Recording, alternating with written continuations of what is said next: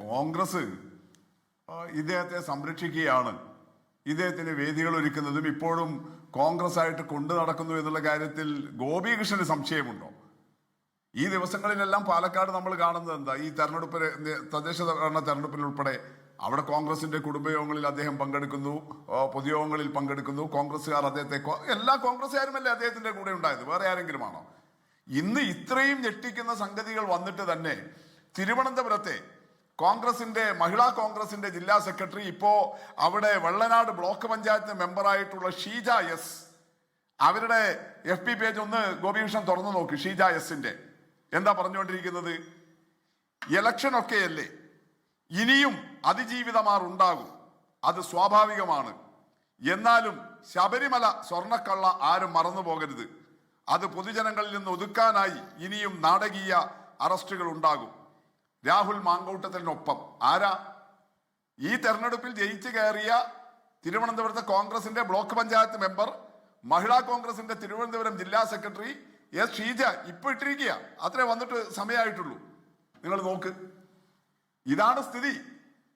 എത്ര അപഹാസ്യമായ നിലയിലേക്കാണ് രാഹുൽ ഈശ്വറിനെ പോലുള്ള ആളുകൾ അദ്ദേഹത്തെ ന്യായീകരിക്കാൻ വേണ്ടി വന്നിരിക്കുന്നത്. തീർച്ചയായിട്ടും രാഹുൽ ഈശ്വർ വ്യത്യസ്തമായ നിലപാട് സ്വീകരിക്കുന്ന ഒരാളാണ്.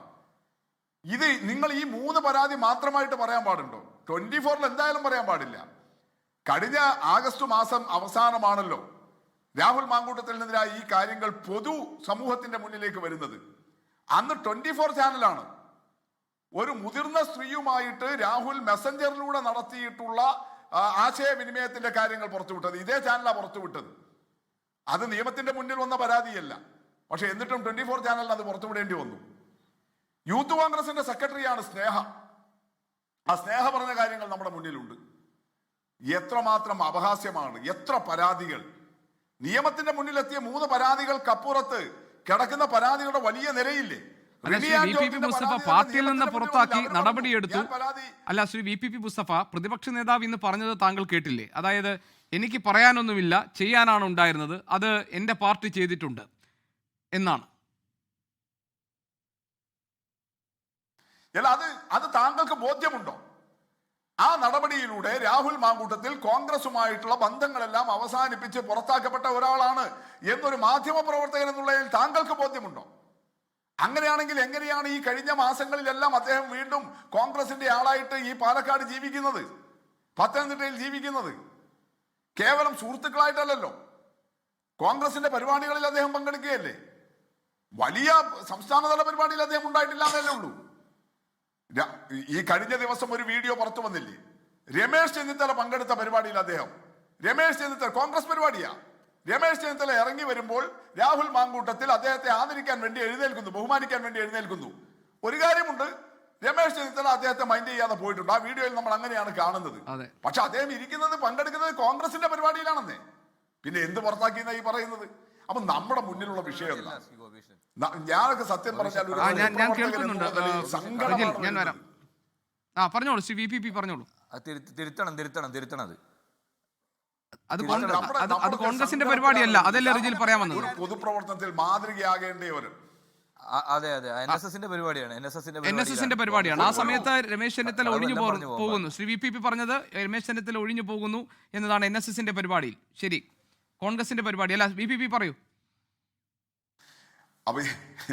അല്ലെ റിജിൽ മാക്കുറ്റി, അവിടെ കോൺഗ്രസിന്റെ എത്ര കുടുംബയോഗങ്ങളിൽ പങ്കെടുത്തു അദ്ദേഹം ഈ തെരഞ്ഞെടുപ്പിന്റെ ഭാഗമായിട്ട്? നിങ്ങൾ ഇതൊരു എക്സംഷൻ ആയിട്ട് എടുത്താൽ തന്നെ ഇനി അങ്ങനെ നോക്കിക്കോളൂ. അവിടെ അദ്ദേഹത്തെ കൊണ്ടു നടക്കുന്നത് ആരൊക്കെയാ? അദ്ദേഹം ഇപ്പോഴും അവിടെ പങ്കെടുക്കുന്ന പരിപാടികൾ വെറും MLA എന്നുള്ള നിലയിലുള്ള ഔദ്യോഗിക പരിപാടികൾ മാത്രമായിട്ടാണ് അദ്ദേഹം പങ്കെടുത്തുകൊണ്ടിരിക്കുന്നത്. അല്ല എന്നുള്ളതിന്റെ എത്രയോ ദൃശ്യങ്ങൾ നമ്മുടെ മുന്നിൽ ലഭ്യമല്ലേ? അപ്പൊ നമ്മുടെ മുന്നിലുള്ള പ്രശ്നം എന്താ? ഇത്രമാത്രം അപഹാസ്യമായ ഒരു നിലയിലേക്ക് വന്നിരിക്കുന്നു. നമ്മൾ, റിജിൽ മാക്കുറ്റിയും ഞാനും എല്ലാം ഉൾപ്പെടെയുള്ള പൊതുപ്രവർത്തകരുടെ മുന്നിൽ മാതൃകയാകേണ്ട ഒരാൾ ഒരു ഒരു ഒരു സൈക്കോപാത്തായിട്ട് നിരന്തരം ചെയ്തുകൊണ്ടിരിക്കുകയല്ലേ. ഇത് ഏതെങ്കിലും രാഷ്ട്രീയമായിട്ട് ഉയർത്തിക്കൊണ്ടപ്പെട്ട ഒരു ആരോപണമല്ലല്ലോ. ഏതെങ്കിലും DYFIക്കാരൻ ഉയർത്തിക്കൊണ്ടുവന്ന ആരോപണമാണോ? CPIമാർ ഉയർത്തിക്കൊണ്ടുവന്ന ആരോപണമാണോ? ഈ ലോകത്തോട് പരസ്യമായിട്ട് ആദ്യം പറയുന്നത് റിനി ആൻ ജോർജ് ആണെന്നേ. അവരാരാ റിജിൽ മാക്കുറ്റി? അവരുടെ രാഷ്ട്രീയമേതാ? അവർക്ക് താല്പര്യമുള്ള രാഷ്ട്രീയ മേധാണ്. നിങ്ങൾ യഥാർത്ഥത്തിൽ ഈ വസ്തുതകൾ മനസ്സിലാക്കിയിട്ടും ഇയാളെ ഇങ്ങനെ CPMനെ ആക്രമിക്കാൻ കഴിയും എന്നുള്ളത് കൊണ്ട് കൊണ്ട് നടക്കുകയായിരുന്നില്ലേ? ഇതെല്ലാം പലർക്കും നേരത്തെ അറിയാമായിരുന്ന സംഗതിയല്ലേ? ലോകത്തെവിടെയായാലും ഏത് സമയത്തും 24 വാർത്തകളും ഓഗ്മെന്റഡ് റിയാലിറ്റി പാക്കേജുകളും എക്സ്പ്ലെയിനറുകളും വിശദമായി കാണാൻ ഞങ്ങളുടെ യൂട്യൂബ് ചാനൽ നിങ്ങൾക്ക് സബ്സ്ക്രൈബ് ചെയ്യാം.